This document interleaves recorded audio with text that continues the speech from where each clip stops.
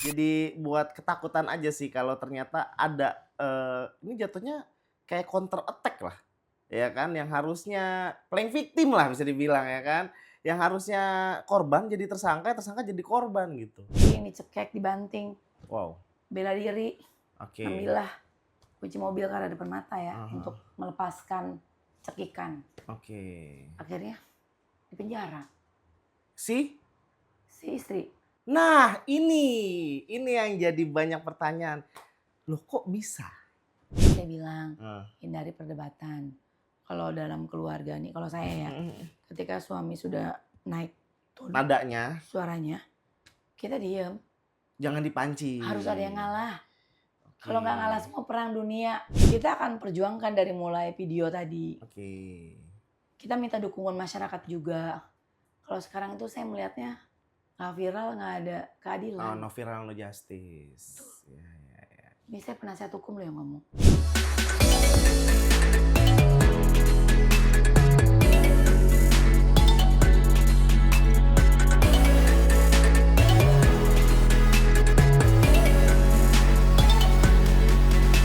Gelas, gelas, gelas. Oh, gelas. Kosong. Iya. Gelas kosong. Ha! Ada kasus baru lagi nih di Banten lah khususnya. Ada kekerasan dalam rumah tangga yang melibatkan dua institusi lah, dan ini kasusnya lumayan pelik ya kan, bahkan ada informasi bahwa korbannya si perempuannya itu dilaporkan dan dijadikan tersangka infonya. Nah sekarang Gelas Kosong ngundang langsung kuasa hukum dari pihak perempuan. Puh, susah banget ya ngomongnya ya. Pihak perempuannya, ya kan? Langsung aja perkenalan dulu oleh Teteh. Boleh Teh, silakan perkenalan dulu Teh. Ini harusnya kemana nih? Itu Teh. Saya Eli Nur Samsiah, saya kuasa hukum dari perkara Ibu Dori. Ibu Dori. Ibu Dori. Yang kasus KDRT itu ya Iya, Teh? KDRT, ini Ibu Bidan Dori. Ibu Bidan Dori. Nah ini aku pengen tahu dulu sedikit kronologinya memang seperti apa Teh? Kronologinya itu kejadiannya di klinik ya. Kliniknya, oke. Ini Ibu Bidan, antara suami dan Ibu Bidan Dori ini mau ngobrolin ulang tahun anaknya yang pertama. Oke, terus? Terus colek-colek lah mungkin suaminya karena Oke, udah oke. bisa rumah ya. Oh, jadi posisinya Bisa sudah rumah. tidak satu rumah. Sekitar 8 bulan ya. 8 bulan sudah tidak satu rumah. Oke. Bisa rumah, gantian dong pakai mobilnya gitu. Oke. Terus akhirnya di situ terjadilah keributan. Oke, yang videonya banyak Yang beredar. beredar ya. Videonya banyak beredar. Dibiting, dicekek, dibanting, Wow. bela diri, Oke. ambillah kunci mobil karena depan mata ya, Aha. untuk melepaskan cekikan. Oke. Akhirnya dipenjara Si? si istri. Nah, ini yang jadi banyak pertanyaan. Loh kok bisa? Itu juga pertanyaan saya selaku kuasa hukum. Loh kok bisa? Nah, tapi kalau menurut asumsi Teli, Kalau pandangan saya kan kita hukum boleh memandang dari segi mata masing-masing sudut pandang ya. Kalau dari saya itu termasuk kategori nodware. apa tuh? Nodware itu pembelaan terpaksa. Pembelaan Ini kan orang terpaksa. dibanting, Oke. dicekek, Hah? dipiting, bela diri. Oke. Harusnya nggak bisa dipidana. Oh, Pernah bentuk dengar bela nggak diri. dulu kasus Muyani ya? Muyani. Yang peternak kambing. Oh iya. Iya. Itu bebas. Yang maling ya, ini Betul. maling ya. Itu ngebunuh yang pencurinya ini. Pencurinya bebas. sempat dihukum Oh iya, dulu kan. Terus dipores. akhirnya bebas, betul. Itu nggak ada videonya. Dan bisa bebas. Dan itu viral. Nah, Ini ada videonya. oke. Bayangkan loh kronologisnya. Orang laki-laki sama perempuan berantem aja kalau menangnya aja malu. Apalagi kalah. Ya. Berarti posisi Bu Dori ini sekarang di penjara. Penjara. Di Hukumannya rutan berapa Serang. lama? Ya belum dihukum sih, baru didakwa doang. Oh, sudah masuk terdakwa. Sudah di pengadilan disidangkan. Oke. Kemarin minggu kemarin itu sudah agenda dakwaan. Hah? Besok nih sidang pemeriksaan saksi. Oke. Nah, menurut Teh sebagai kuasa hukumnya, adilkah? Saya sebagai kuasa hukum sih dari sudut pandang kami, Heeh. jadinya nggak adil. Oke. Harusnya nih perkara-perkara yang kayak gini nih di RJ, restoratif justice, nggak perlu penjara. Orang masih terikat dalam perkawinan, mediasin aja. Loh, kan tadi udah 8 bulan pisah rumah, Betul. tapi belum tidak mengurus perceraian. Untuk saat ini ya masih statusnya sebagai suami istri. Oke, ya ya. Nah itu di hukum perceraian hukum pernikahan itu kalau misalnya sudah lebih 3 bulan bukannya sudah bisa cerai ya? Sepanjang belum mengajukan untuk perceraian, Heeh. itu masih suami istri. Oke, berarti walaupun suaminya kabur 2 tahun tapi belum ngajuin itu masih suami istri. Betul. Oke, ya ya ya. Berarti intinya statusnya adalah masih suami istri yang harusnya tadi apa?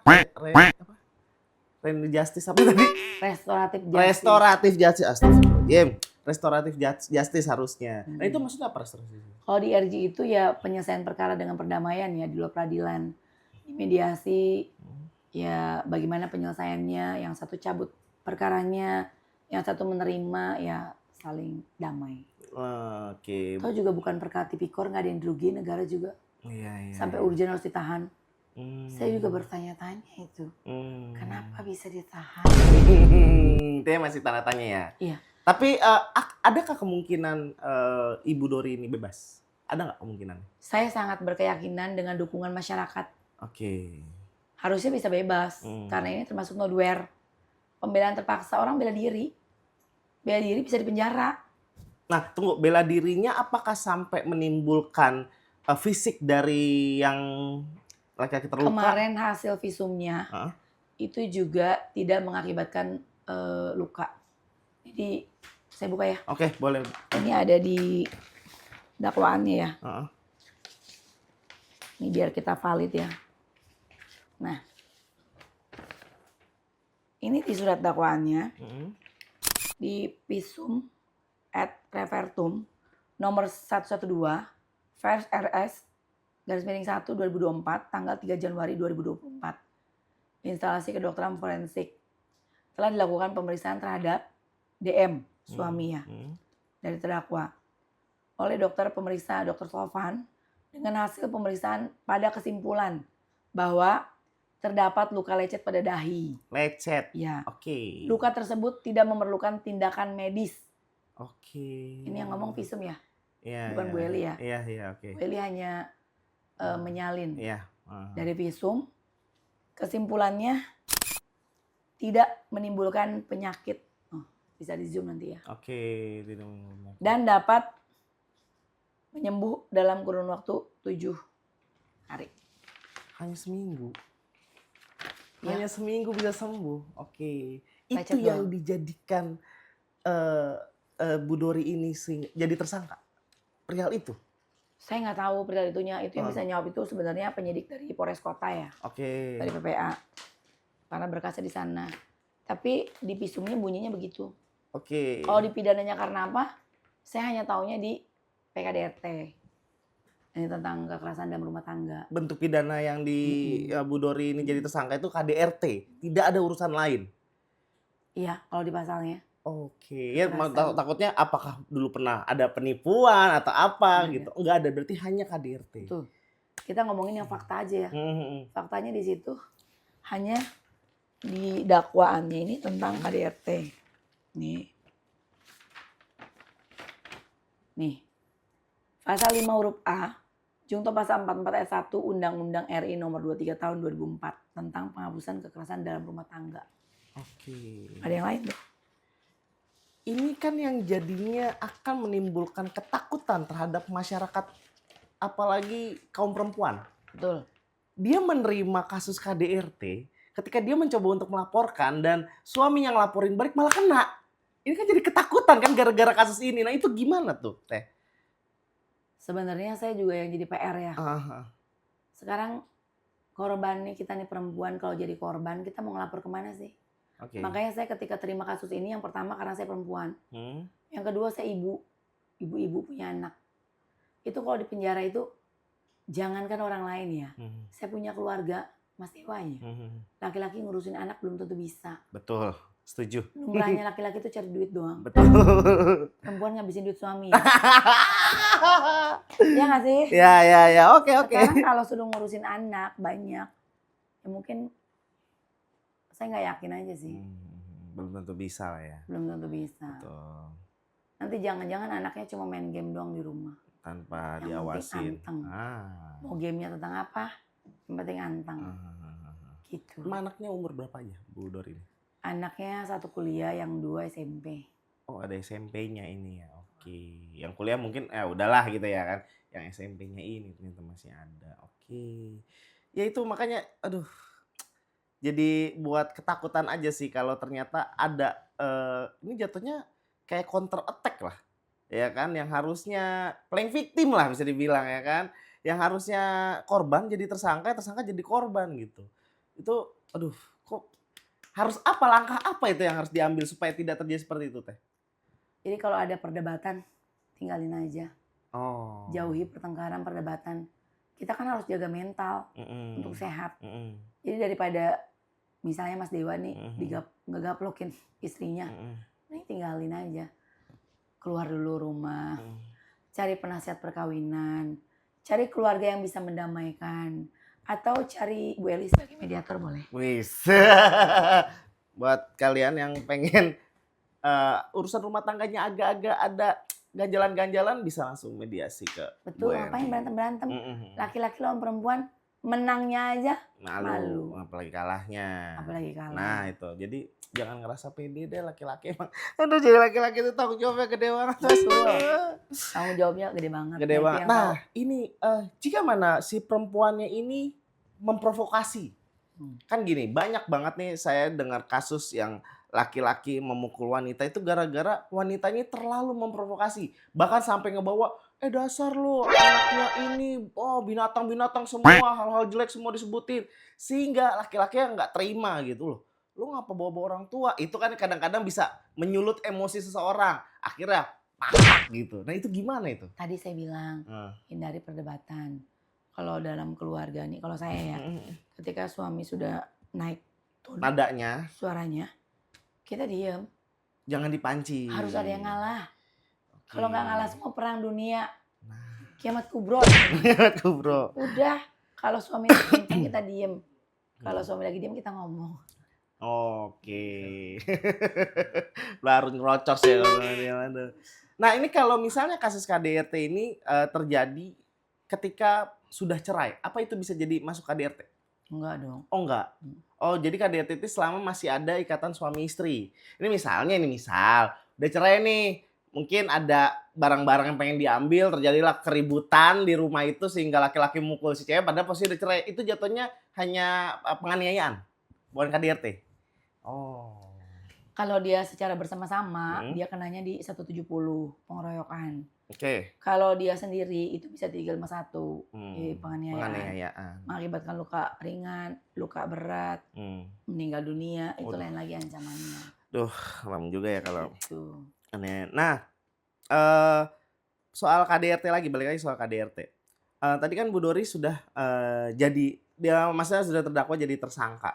Nah, apakah Teh Eli ini masih memperjuangkan hak dari Bu Dori ini dan langkahnya seperti apa Teh? Kalau kita kuasa hukum nggak memperjuangkan, jangan jadi kuasa hukum kalau nggak mau berjuang. Oke. Gimana-mana kalau jadi kuasa hukum memperjuangkan hak klien. Nah. Saya besok sidang agenda saksi. Oh, agenda saksi. Betul. Okay. Yang pertama kita akan bahas tentang bukti yang kita punya. Kita akan tanya, kita akan buka semua.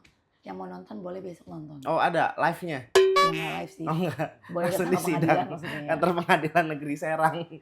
Itu kita akan perjuangkan dari mulai video tadi. Oke.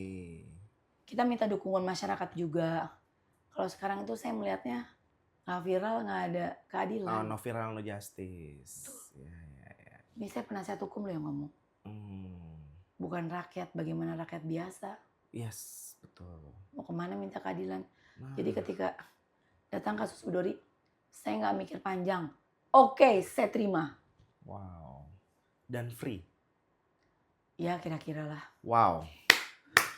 Keren banget. Ini yang sangat jarang banget karena kita juga kayak aduh pengen pakai pengacara, aduh takut mahal ya nggak sih? Pengacara, aduh takut mahal. Ternyata ada satu pengacara yang benar-benar tulus pengen membangkitkan keadilan di negeri ini. Gokil ya kan, gokil. Bayangin aja dong, perempuan korbannya. Pengacaranya perempuan juga. Iya. Terus kalau bukan saya yang mau bela, mau siapa? Siapa lagi? Tetangga. Nah, itu dia. Kayaknya. Itu dia. Tapi KDRT itu bentuknya apakah hanya fisik atau bisa verbal? Bisa juga verbal. Wah. Tapi kalau verbal itu harus ada ahli bahasa kalau nggak salah ya. Ahli bahasa gimana tuh? Masih belum paham aku tuh. Misalnya dikata-katain. Lu ya laki gua, lu gendut banget sih. Oke. Banget tuh. Ya udah kayak ini. Ini kayak beneran deh, ini beneran deh. Itu beneran ya. Tadi kan bilang verbal ya. Iya. Nah itu bisa dipidana juga. Itu kekerasan verbal. Buktinya?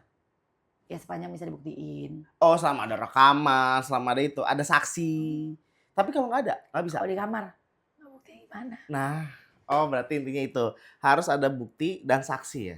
Oke. Ini balik lagi. Kan KDRT tadi jika hubungannya adalah suami istri. Ini jika KDRT itu terjadi terhadap mertua, apa itu termasuk KDRT? Ke mertua misalnya ini ke orang tua si cewek gitu. Harusnya enggak sih. Oh, nggak masuk. Oh. Karena KDRT itu lingkup rumah tangga kita. Terhadap istri Keluarga aja. kita, iya. Oh, berarti orang tua nggak ada. Anak, suami. Oke, orang tua nggak ada. Orang tua misalnya di KDRT itu diapain? Ya misalnya kan Dosa. lagi ini Itu oh maksudnya berisik. pidana umum.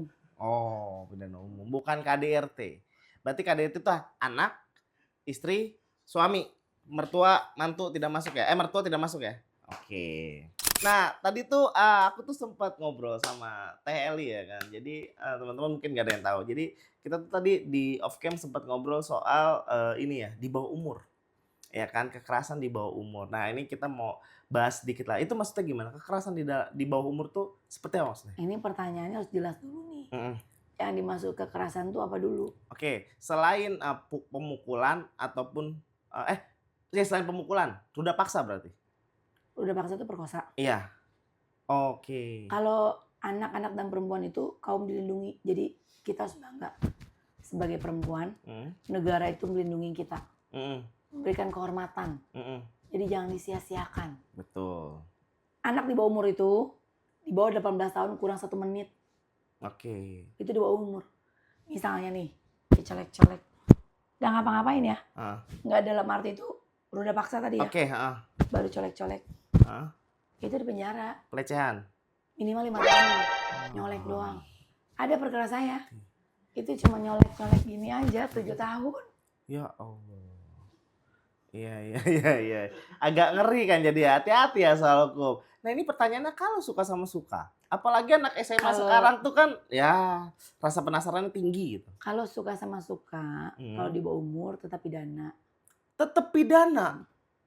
Orang tuanya keberatan, ngelaporin. Itu dipidana. Oke. Walaupun si anaknya yang datang ke rumah laki-lakinya, yang buka baju, yang posisi WOT, dan lain sebagainya, tetap di penjara. Oke, walaupun ceweknya penggoda apapun itu tetap laki-laki selama di bawah umur. Iya, hakim nanya, udah masuk? Udah. Masuk barang itu. Terjadi. Bukan cuma masuk antara. Nyolek-nyolek aja itu jadi antara. Di penjara. Iya. Ada klien saya, 7 tahun. Dituntut 9 tahun. Penjara 7 tahun. Nyolek doang. Buset cuma nyolek doang. Nggak ngapa-ngapain. Enggak, tapi dasar nyoleknya itu apa? Dengan hasrat. Oh, dengan hasrat. Nah, itu kan yang agak mengerikan juga dengan hasrat. Mungkin nyoleknya nggak gini juga kali. Oh, iya. Nyoleknya juga udah over ya, makanya sehingga dilaporin mungkin ya. Gitu. Tapi kan tanggung ya. Aduh. Bener lagi. Oh, berarti teman-teman semua tuh hati-hati. Kalau misalnya punya pasangan ya kan yang masih di bawah umur ya kan. Ya walaupun suka sama suka mendingan tahan dulu dia nikah aja nanti baru ngerasain. Soalnya kalau sampai orang tuanya tahu ngaduin kelar pokoknya penjara apapun itu pokoknya aduh. Apalagi kalau orang tuanya korban itu datangnya kantor Bu Eli, kelar. Udah Kelar, kelar pokoknya kelar udah nggak ada ampun lah kelar, buat kelar. kasus-kasus seperti itu. Emang kasus apa namanya kekerasan dalam rumah tangga, pelecehan aku masih penasaran soal pelecehan. Bentuk pelecehan yang bisa dipidana itu seperti apa aja Teh? Untuk anak-anak Untuk anak-anak dan perempuan? atau dewasa. Heeh. Untuk anak-anak dan perempuan? Kalau anak-anak itu pelecehan itu dari mulai verbal sampai non verbal, Mhm, nyolek-nyolek oke. atau ngirim chat mesum ya. Oh, pap-pap gitu juga? Iya, Oh, kena. chat-chat mesum itu verbal. Oke, terus? Dibuktikan dengan surat dari psikolog Mhm, bahwa mentalnya terguncang, laporin. bisa kena hukuman. Oke, dari terus setelah verbal? Ya non verbalnya dicolek-colek, Heeh. walaupun cuma diraba-raba doang, tapi nggak ketemu gitu. Intinya physical kontak itu udah pasti kena. Walaupun cuma Tapi nyoleknya di bagian enggak. nggak bagian yang sensitif. Khusus. Kalau cuma kaki Oh. ditepok mah ada nyamuk ya kan. Oh iya. Oh berarti hanya area-area Area tertentu. khusus. Itu Itu yang bisa ini. Makanya penting kalau kita jadi orang tua, kalau saya ngajarin daerah yang boleh disentuh dan tidak. Mhm. Kalau nggak boleh disentuh ini nggak boleh ya. Mhm. Ini ranahnya kalau disentuh kamu nih lari Mhm. atau lapor mama. Mhm. Mama langsung laporin ke polisi. Karena polisinya ada di rumah ya. Suami sendiri itu mah. Iya lagi ya. Om. Om. Maaf. Saja. Culik dulu Om. Saja dah. Terus kan banyak juga yang cuma ada ini nih kasusnya gini Teh. Ada dancer perform. Dancernya memang seksi, mengundang hasrat. Ada cowok ngomong, wih seksi banget Neng. Kena nggak itu?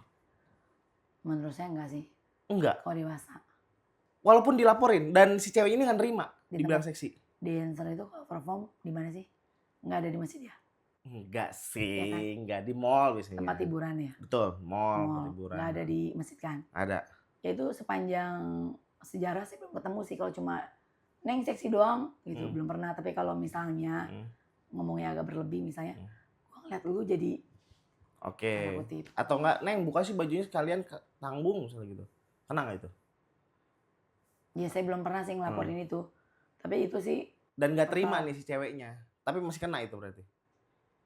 Nah itu kalau itu belum pernah saya pegang perkara, jadi nggak bisa ngomong juga. Cuma Oh. kalau di halayak publik, kalau di media sosial dengan umum tuh beda. Oke. Kalau di medsos ngomong misalnya kayak gitu tadi, oh dia undang-undang ITE bisa kena. Tapi kalau halayak ramai itu beda sih. Saya nggak tahu bisa apa enggaknya, belum pernah uji materi. Iya. Jadi Kalau dia di medsos bisa. Undang-undang ITE. Undang-undang ITE.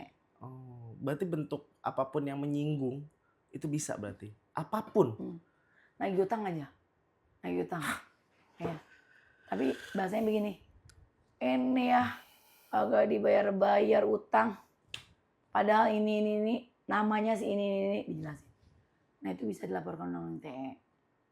Lah padahal kita menagih hak kita. Jadi yang benar itu kalau nagih utang sama lawyer ya. Benar. Tuh. Buat yang punya ada Iya, masalah khusus. hutang. Langsung aja. Itu ada biayanya nggak Teh? Ada dong. Oh ada. Ini ada. Profesional. Bisnis lah. Oh masa ini mulu ya kan sosial Makanya mulu. punya duit jangan dibuang-buang. Kasih saya. Oke. Dari tadi kan kita ngobrol soal hukum nih, tapi kita belum tahu dalam soal Teli. Teli itu sebenarnya kuliah di mana, ambil jurusan apa? Kita pengen tahu nih Teh. Saya kuliah S1 Hukum di Untirta tahun 2002. Untirta 2002. Negeri itu 2001 tuh baru. Oke. Angkatan kedua negeri. Angkatan kedua di Untirta. Oke, terus setelah lulus dari Untirta? Saya ngambil S2, Magister ke Notariatan. Di Jayabaya, Jakarta. Jayabaya. Oke, terus? Terus sekarang lagi kuliah, mohon doanya. Wow, S3 berarti nih? Wow, ngeri.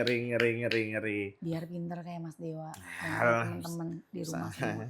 Kita masih awam, Bu. Aduh, pusing banget nih soal hukum juga.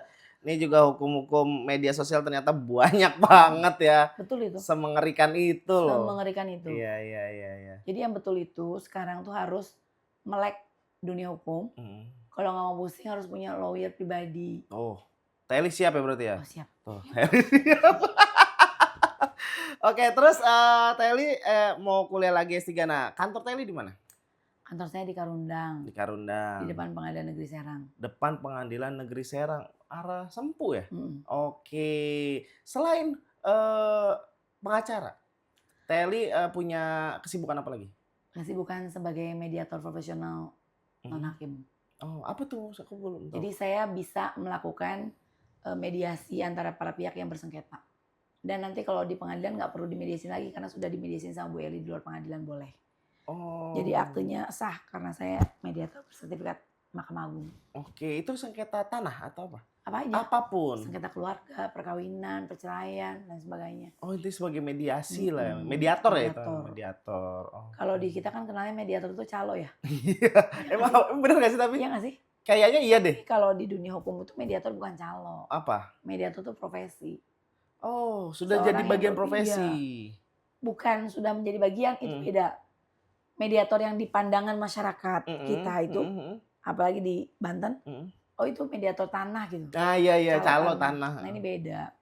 Mediator itu profesi yang menjalankan tugasnya untuk mendampingi perkara, bisa perdamaian ataupun tidak ya kita upayakan untuk mediasi dulu.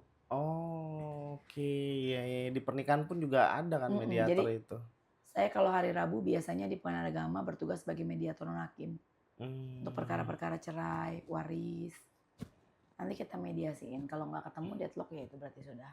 Oke. Nah terus tadi pertanyaan yang kayaknya mungkin pada bertanya-tanya itu kalau misalnya buat nagih utang, hitungan fee-nya gimana itu teh? Setiap lawyer punya press list sendiri sih ya. Beda-beda.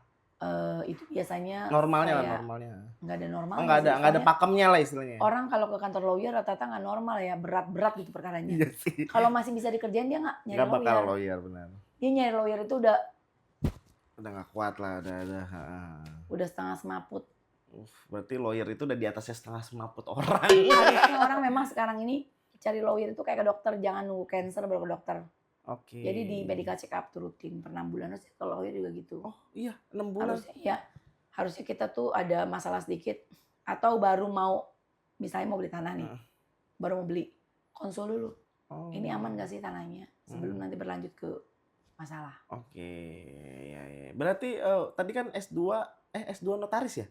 Berarti notaris juga teh? Enggak, saya lawyer. Oh hanya lawyer. Nah saya mempelajari perkara-perkara tanah itu dari sekolah notaris. Oke. Untuk saya mumpuni nangani perkara-perkara pertanahan, harus bagaimana dan apa itu saya belajar. Saya konsentrasikan di bidang yang saya ambil. Nah kalau lawyer itu berarti lebih ke kasus ya? Notaris itu lebih ke legalitas? Apa begitu kan sih? Notaris itu kan banyaknya akte ya. Legalitas, pejabat akte, yang membuat segala akte. macam. Kalau saya bukan pejabat. Saya bukan pejabat negara, nggak punya garudanya. Kalau notaris dia punya garuda, pejabat negara, tapi nggak digaji. Oh. Kalau lawyer bukan pejabat negara. Lawyer itu mendampingi orang yang membutuhkan bantuan hukum. Oke. Nah tadi belum dijawab tuh kalau misalnya nih saya misalnya ada yang ngutang nih ya kan ke saya misalnya ya contohnya misal ya 10 juta aja misalnya. Nah itu gimana? Fee-nya kira-kira berapa teh? Itu tadi saya bilang tergantung perkaranya.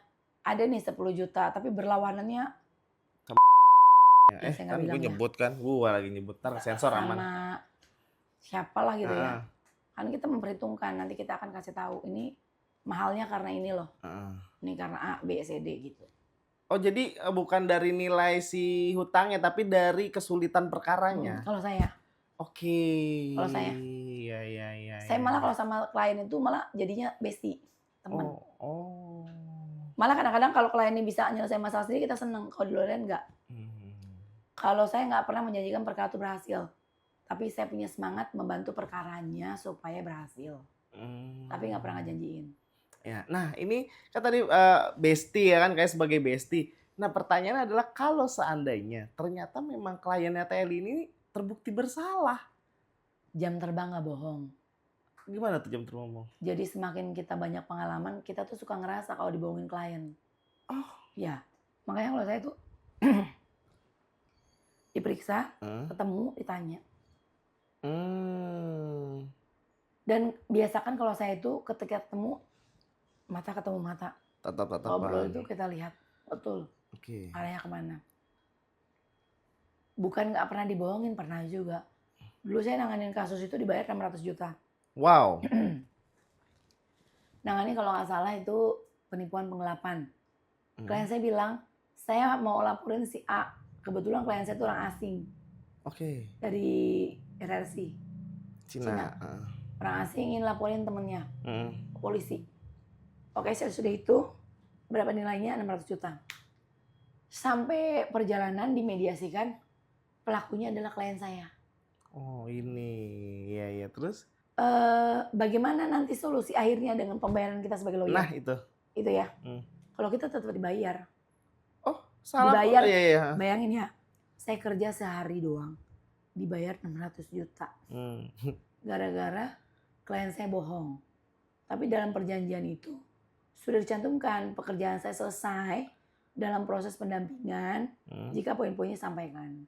Oh berarti sebenarnya sudah selesai tugasnya itu di poin-poin tadi. Akhirnya perusahaan bayar 600 juta. Ya dia ngomel, bukan ke saya, ngomel ke yang bersangkutan. Kok bisa sih kamu nggak jujur sama pengacara gitu. Nah itu tadi kebohongan yang mendatangkan nikmat dunia luar biasa. Nah ini juga penasaran Makanya juga kalau nih. pengacara tuh jangan bohong. Ceritain yang detail semua. Ngapain sih? Udah dibayar mahal. Terus nggak dijelasin. Nanti yang rugi kita. Udah bayar mahal. Tapi malah jadi zong. Nah ini serunya nih. Kadang kan ya balik lagi ya. Pengacara juga manusia. Yang terkadang suka dibutakan oleh urusan duniawi. Contohnya adalah misalnya ya. Ada kasus besar, gembong narkoba misalnya. Dia dibayar sampai ratus M tapi gue gak mau diinin ya. Ada gak sih kasus kayak gitu? Saya belum pernah ketemu ya kalau kasus kayak gitu. Apalagi gembong narkoba. Narkotik itu kejahatan lawan negara. Gak ada ampun. Dan itu dibela sama pengacara misalnya. Boleh. Saya juga bela kok. Oh boleh? Boleh. Sepanjang belum diputuskan bersalah, kita nggak bisa bilang dia adalah pelaku pidana atau narapidana. Oh, ngerti. Kan statusnya masih terdakwa, boleh. Orang punya hak kok untuk dibela. Tapi kalau saya itu kembali ketika menerima suatu kasus, menganalisa, saya sampaikan hal-hal apa saja yang akan didapatkan oleh yang bersangkutan. Oh. Jadi kalau ada perbuatannya akui.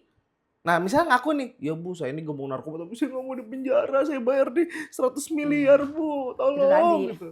saya langsung buka aturan hukumnya. Membaca ya. Gak berarti gak bisa tuh? Kalau saya nggak bisa. Tapi ada nggak pengacara yang bisa? Saya belum pernah lihat sih. Belum pernah lihat. Selevelnya Teddy Minasa. Pakai Hotman Paris bayarnya banyak. Penjaranya seumur hidup. Tetap ya. Oke. Apalagi paham. saya. Udah paham. Ya karena kan di masyarakat tuh masih pikir, anjir pengacara orang salah dibela, lucu gitu tuh. Jadi bukan orang salah dibela, undang-undang mengatur. Oke. Sepanjang belum ada putusan pengadilan nggak bisa dibilang salah. Oh. Dari pandangan mana bilang salah tuh? Kalau belum ada putusan pengadilan. Misalnya, ini si Dewa nih nipu gua nih. Terus ngomong kemana-mana. Padahal belum pernah dipidana penipuan. Itu kalau ngomongin medsos bisa dipidana yang ngomongnya. ITE kan ya. Ya. Jadi udah agak melek hukum juga ya setelah itu. Karena banyak banget tadi kita sudah bahas KDRT ya kan. Kita bahas dikit soal pelecehan anak di bawah umur terhadap wanita. Bahkan biografi TLI dan terakhir tuh ternyata pemikiran kita itu jangan salah teman-teman. Jadi kita yang berpikir pengacara bela salah, tapi itu belum terdakwa salah atau benar. Jadi pengacara tuh lagi istilahnya mah kayak detektif kali ya Teh ya. Lagi mencari mana yang benar, mana yang salah gitu ya Teh ya. Jadi belum tentu yang dibela pengacara itu benar ataupun salah gitu. Sebenarnya lagi istilahnya mah benar ngulik, lagi detektif gitu kan ya Teh ya. Oke. Pokoknya pengacara tuh adalah membela. Tapi bukan membabi buta. Misalnya salah. Kita bela mati-matian, nyari kita manipulasi berkas dan sebagainya. Enggak. Kalau salah ya akui perbuatannya kalau memang ada. Minta keringanannya. Tapi kalau tidak ada perbuatan, kita ajukan bebasnya. Terserah majelis hakim nanti mau bebaskan atau tidak. dengan bukti-bukti pendukung. Itulah bentuk keadilan ya. Gila mulia sekali ternyata pengacara ya, gokil ya kan. Ini terakhir Teh, ada nggak Teh pesan buat mungkin penonton Geko nanti nih yang nonton ini, soal perihal hukum, bantuan hukum itu harus gimana, dia harus apa gitu Teh? Monggo Teh. Kayak ini ya teman-teman semua, kalau sekarang itu harus masanya memang melek dunia hukum.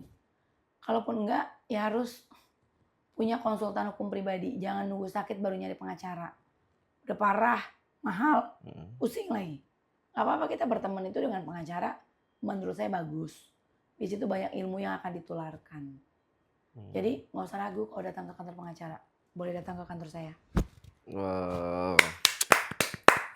Nah teman-teman nih, just information juga, Teli itu sudah membantu banyak konten kreator dan influencer di Serang loh. Wus. Gokil, gokil. Terima kasih banget buat Teli. Semoga selalu sehat, sukses selalu Teh, dan semakin disayang oleh seluruh masyarakat Indonesia. Amin, amin. Terima kasih buat teman-teman Gelas Kosong. Jangan lupa like, comment, share, and subscribe kalau lo suka video ini. Terima kasih, kita pamit undur diri. Gelas Kosong. Hai.